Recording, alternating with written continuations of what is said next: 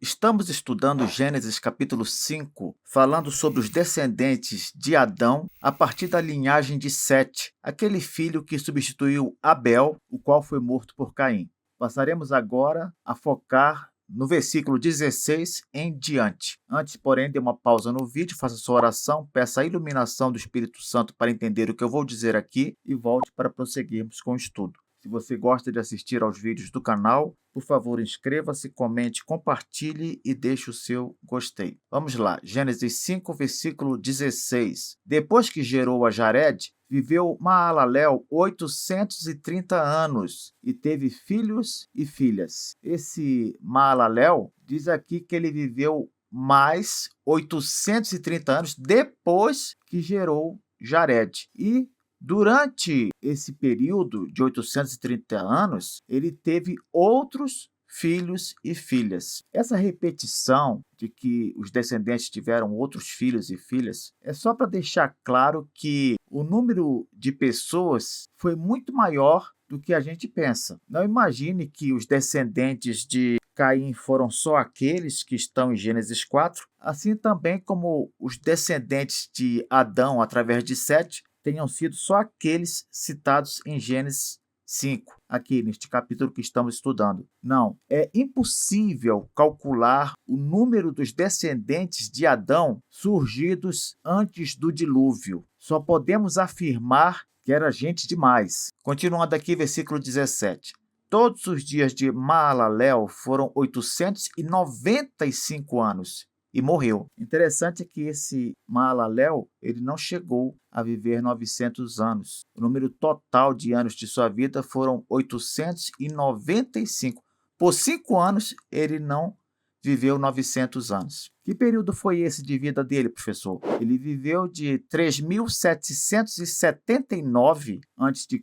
até 2.884. Professor, por que você cita esses períodos em ordem decrescente, do maior para o menor? Porque é assim que se contam os anos antes de Cristo. A gente sempre conta em ordem decrescente. Já o período após Cristo é contado na ordem normal, na ordem crescente. Então, nós falamos assim, ano 4 antes de Cristo, e se você quiser dizer a respeito dos 4 primeiros anos antes de Cristo, você tem de falar assim, do 4º ano antes de Cristo até o 1º ano antes de Cristo. Sempre na ordem decrescente. Agora, depois de Cristo, a gente fala assim, do ano 1º ao ano 4º, aí vai subindo. Do ano 11 até o ano 20, do século 100 até o século 200 e por aí vai. Continuando, o nome Maalalel significa louvado seja Deus. Preste atenção nesse El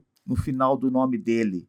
Por quê? Porque esse El é justamente uma referência a Deus. Por exemplo, El Shaddai significa Deus Todo-Poderoso. El Elyon quer dizer Deus Altíssimo. Então, o El é uma partícula que é um sinônimo para a palavra Deus. Toda vez que você vir no Antigo Testamento algum nome na tradução terminando em El, é porque nesse nome tem a palavra Deus. Só por questão de curiosidade, essa partícula El, ela é uma forma mais curta e antiga da palavra Eloá. O que quer dizer Eloá, professor? Quer dizer Deus no singular. Então, El seria uma forma mais curta e antiga de Eloá. Em vez de falar Eloá, fala só El, mas quer dizer Deus no singular. O plural de Eloá é Elohim, e Elohim significa literalmente deuses no plural. Isso soa estranho para muita gente. Por quê? Porque quando a gente lê o Antigo Testamento no hebraico, na língua original, você vai ver que Deus, o nosso Deus, ele é chamado de Elohim. Mas como pode se Elohim é Deus no plural, deuses? Aí eu vou explicar o que eu expliquei no início do nosso estudo do livro de Gênesis. Na língua hebraica, o plural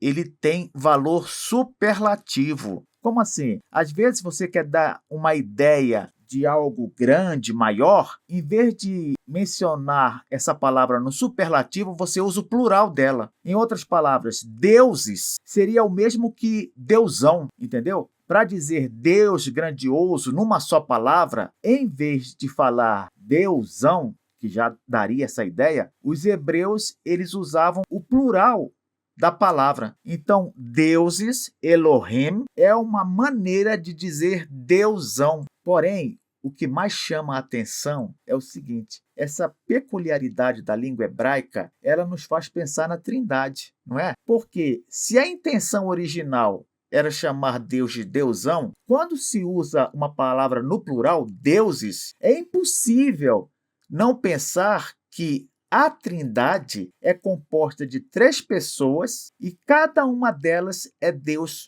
completo. Então podemos considerar que o nome Elohim foi uma espécie de antecipação da doutrina da Trindade. Compreende? Continuemos aqui. Se os pais de Maalalel lhe deram um nome que significa louvado seja Deus, seria bom considerar então que seus pais naturalmente eram crentes, concorda? Porque que tipo de pai e mãe daria ao seu filho o nome de louvado seja Deus? Só mesmo um casal de pais crentes. Versículo 18 agora. Jared viveu 162 anos e gerou a Enoque. Esse Jared, filho de Maalalel, ele nasceu no ano 3714 a.C.